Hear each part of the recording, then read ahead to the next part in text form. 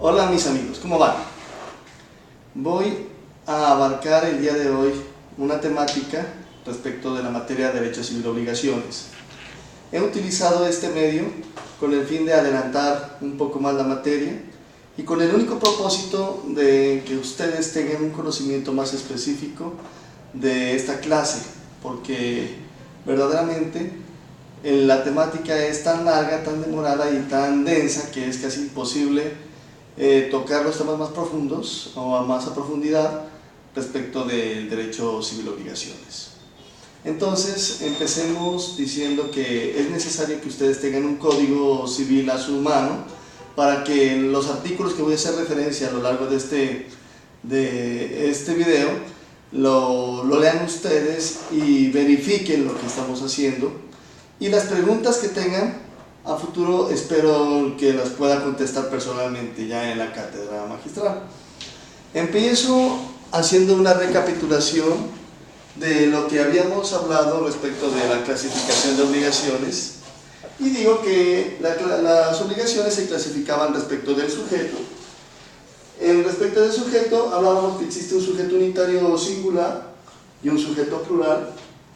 Sobre el vínculo jurídico decíamos que las obligaciones pueden ser civiles o naturales, y dentro de las naturales decíamos que existen las obligaciones originarias y derivadas.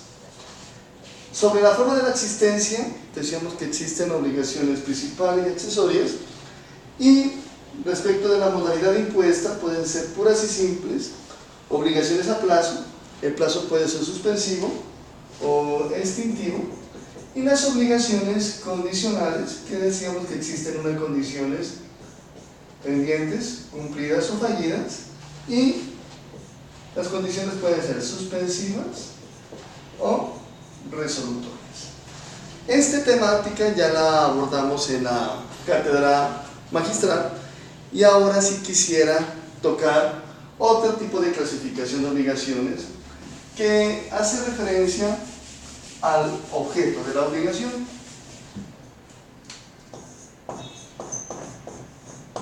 Pero antes de decir en qué se clasifica eso, tenemos que acordarnos que el objeto de la obligación es el por qué, o la razón por la cual uno se obliga.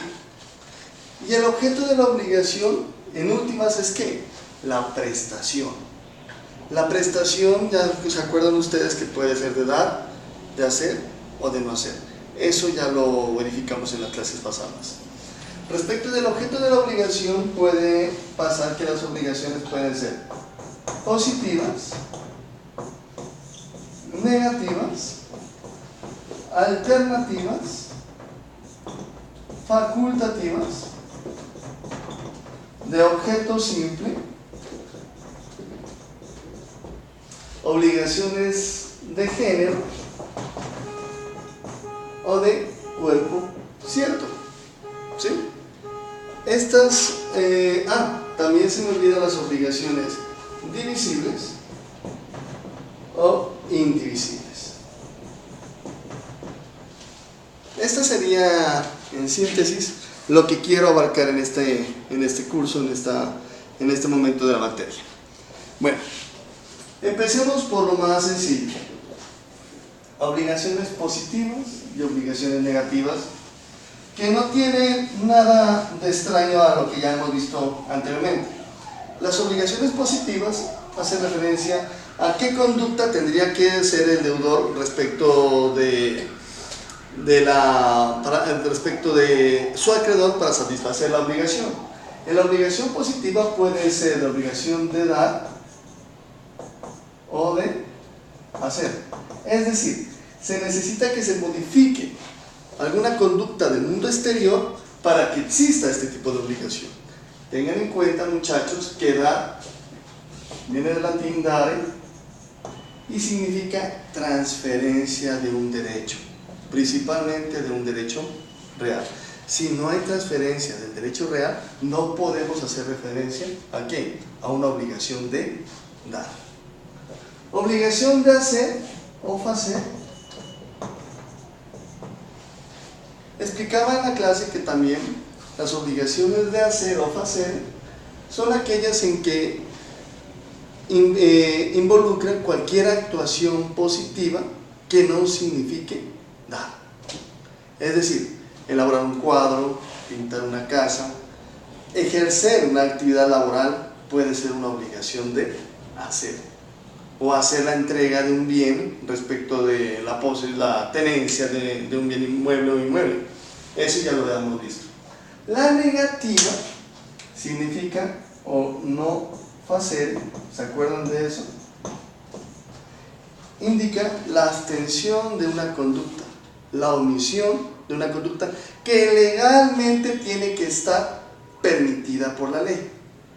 ¿Sí? Es decir, si la ley me permite a mí realizar una conducta, yo me obligo a no realizar esa conducta. Si la ley me impide realizar esa conducta, no puedo ¿qué? Celebrar contrato respecto de eso. Me explico. Por ejemplo, yo no puedo estar haciendo un contrato con una persona para que no lo mate. Yo no puedo decir a alguien, te pago 100,000 pesos a, no sé, a Pepita Mendieta para que no mates a Juan Gárgara. ¿Por qué? Porque esa conducta ya está reglamentada en el código. Ya sabemos que no podemos ¿qué? Matar. Mientras que acá, ¿qué sucede? La conducta negativa es una cuestión que la ley nos permite realizar, pero que nosotros no lo vamos a hacer. ¿Por qué? Porque lo hemos convenido. Eso es más o menos respecto de la conducta positiva o negativa. Hablemos sobre las obligaciones de género y las obligaciones de cuerpo, ¿cierto? Que también ya habíamos abarcado anteriormente. Acuérdense, mis estimados amigos, que las obligaciones de género o de cuerpo cierto hace referencia ¿a qué? Al objeto y a la determinación del mismo. No quiere decir con ello que el objeto debe ser indeterminado. Es decir, si hablamos o hacemos alusión a una obligación de género, estamos refiriéndonos a un elemento o un objeto que existe en el mundo jurídico, que se lo ha identificado con algún peso, tamaño, número, o cantidad o calidad, pero que esa identificación me permite que es de tal magnitud que puedo yo ¿qué? Reemplazarlo. Eso se llama una obligación de género. Mientras que el cuerpo cierto es aquel bien que existe en el mundo jurídico, pero sus características han sido de tal forma delimitadas que ¿qué? Que lo vuelve ¿qué? Irreemplazable. Esa es la diferencia entre género y cuerpo cierto. Otra situación importante que debemos tener en cuenta aquí es que el género, por regla general, no perece. Para eso está nuestro Código Civil, en donde en el artículo 1565 y siguientes hace referencia a qué significa un género. Los géneros no perecen, por lo tanto no puede aplicarse en principio teoría del riesgo. Adicionalmente a ello, se debe tener en cuenta que el género, cuando no se ha especificado de qué calidad debe el deudor entregar el bien, pues se debe entender que debe ser de una calidad mediana. Eso es fundamental. Me explayo un poco más en este sentido. Si yo me comprometo a entregar 10 libras de café, yo debo que las 10 libras de café en primer lugar son género o cuerpo cierto. Obviamente que hablamos de 10 libras, es decir, ya tenemos establecido que un peso determinado sobre un elemento, es decir, el café. Por lo tanto, el bien ya es un ¿qué? Género. Este género puedo ¿qué? Yo destinar el pago de la prestación del mismo, en el sentido en que yo puedo entregar las 10 libras de café, bien sea café La Palma, café Juan Valdés o café Águila Roja. Todo en sí sería ¿qué? Lo mismo café. Pero como no hemos establecido qué café es, yo no tampoco estoy obligado a entregar el café de mayor calidad o de mayor consistencia o el más costoso del mercado. Pero asimismo tampoco puedo entregar ¿qué? Lo que ya es el desecho del mismo material. Por lo tanto, se debe entender, según el artículo 1566, que lo que yo debo entregar allí es que un objeto, aunque sea de mediana calidad. Respecto del cuerpo cierto, como ya es ese elemento el único que debo entregar, pues yo no puedo ¿qué? Reemplazar, porque es el único que existe en el universo, como había dicho, y por lo tanto mi obligación es entregar ese bien y no otro diferente, así sea de mejor calidad o de mejor tamaño o de mejor condición. Y respecto de los cuerpos ciertos, opera la teoría del riesgo. Eso, a grosso modo, tenemos que hacer referencia a la obligación de género. Y ahora sí me voy a hablar sobre otro tipo de obligación respecto de del objeto, que me parece de mucha importancia, y esta sí es una de los temas que quería tocar en esta materia. Hago referencia a las obligaciones de objeto simple, obligaciones alternativas y obligaciones facultativas. Obviamente que lo que voy a hablar está también en el mismo Código Civil, en los artículos 1556 y siguientes del Código Civil. Para que me entiendan la situación, voy a hacer un ejemplo. Vamos a ver.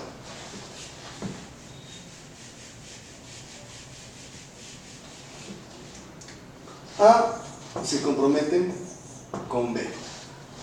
A, pongamos el caso que sea el deudor y B el acreedor. Supongamos que aquí existe una venta de un bien, pongamos el caso, un vehículo automotor, identificado como cuerpo cierto. Ahora bien, ¿cuál es el objeto de la obligación? Pues sería ¿qué? El vehículo automotor. ¿Qué debe entregar o qué debe transmitir respecto a B en esa venta? Pues el mismo vehículo. Es decir, ¿cómo se paga esa obligación? La obligación se pagaría en el sentido en que ¿qué? En que B reciba por parte de A el vehículo. Esta obligación se llama ¿qué? De objeto simple.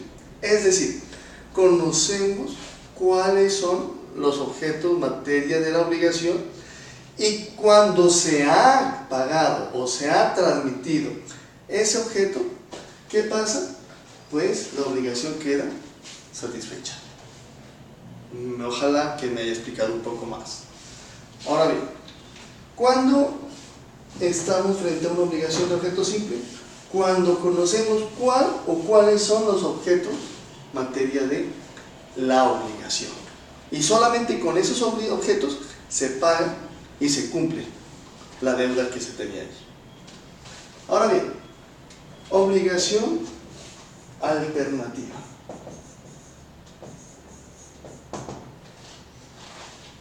Como su nombre lo indica, esta obligación hace referencia a ¿qué? A que el deudor tiene varias posibilidades. Alternativa, ¿qué significa? Que yo puedo ¿qué? Elegir una, otra u otros objetos. ¿Para qué? Para cumplir con la obligación.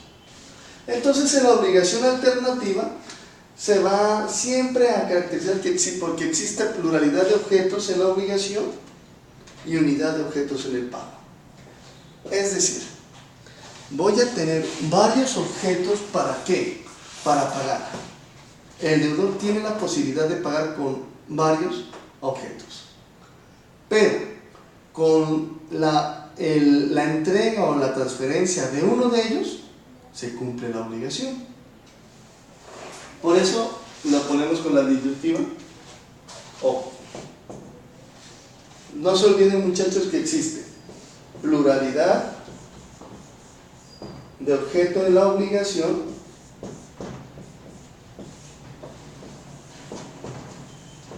y unidad de objeto en el pago.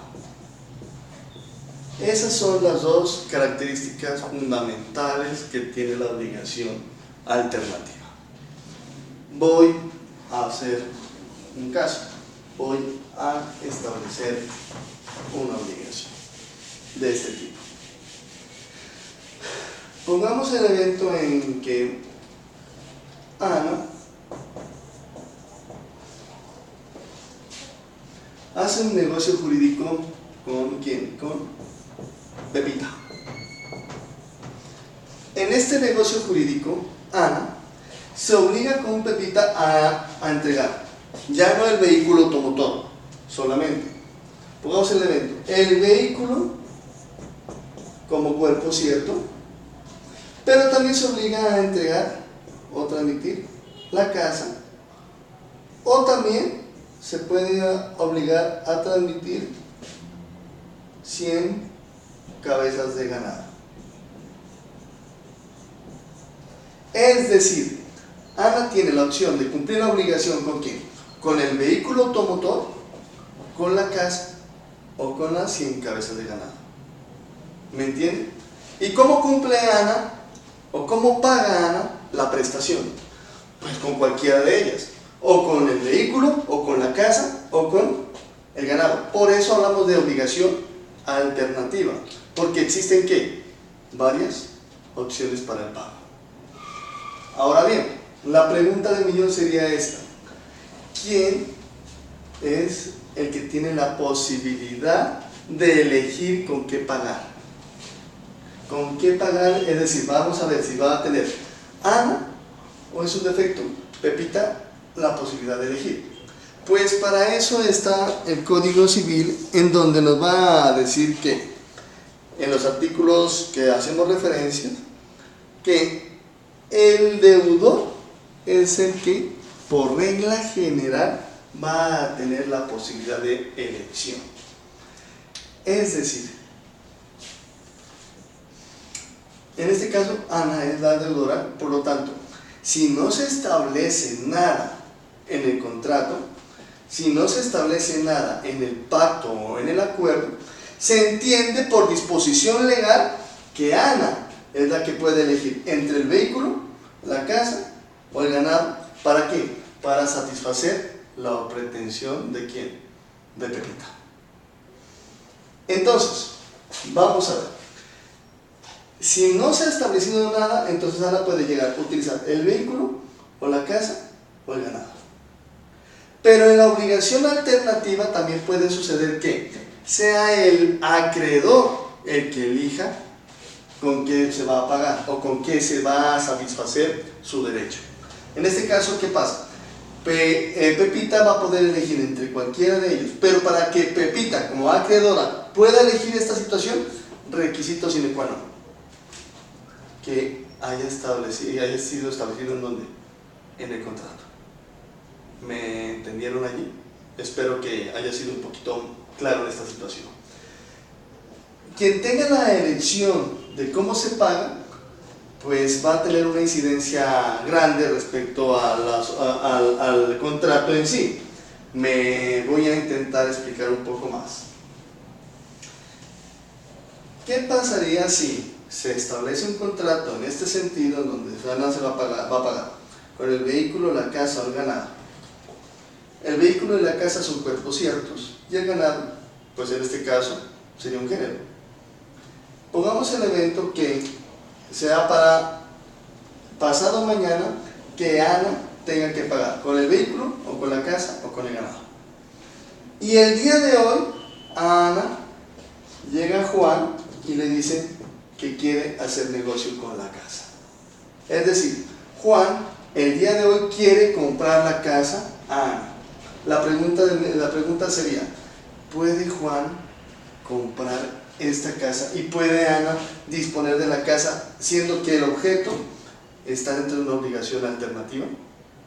La respuesta es que si no se estableció nada, se entiende que Ana tiene la elección, y por lo tanto, como Ana tiene esta elección, puede que disponer de la casa, venderla a Juan. ¿Y qué sucede? Y Ana podría elegir entre el vehículo y el ganado. Ojalá que me haya dado a entender respecto de esta situación. Entonces, ¿qué sucedería? Ana podría cumplir con la obligación con el vehículo o con el ganado. Lo importante es que siempre esta deudora que tenga la posibilidad de ¿qué? De escoger. Si todos los bienes fuesen cuerpos ciertos, pues con tal de dejar uno solo para satisfacer el pago, pues la obligación, ¿qué sucede? La obligación sigue siendo alternativa en posibilidad de la deudora. ¿Qué sucedería en el caso contrario? ¿Qué pasaría si la casa que estábamos hablando anteriormente, la voy a dibujar nuevamente, está aquí y se estipuló que ¿quién? Que ahora sí, Pepita es la que va a tener la posibilidad de elegir. ¿Cuándo se tendrá que hacer la exigibilidad de la obligación? Pues se entiende que pasado mañana. El día de hoy nuevamente llega Juan a intentar comprar la casa Ana. ¿Qué va a suceder? Pues en este caso, ya Ana no puede ¿qué? Válidamente venderle la casa a Juan. ¿Por qué? Porque Ana tiene que esperar a que Pepita realice la opción. ¿Para qué? Para que verifique si le corresponde el vehículo, la casa o el ganado respecto de la ¿qué? De la intención de Pepita. Si Pepita, por ejemplo, en el caso dijo, el vehículo como cuerpo cierto, ¿qué indica ello? Que la casa y el ganado quedan liberados. Antes de que el acreedor haga la opción, el deudor no puede ¿qué? Disponer de los bienes. Es lo que quería informar en este sentido.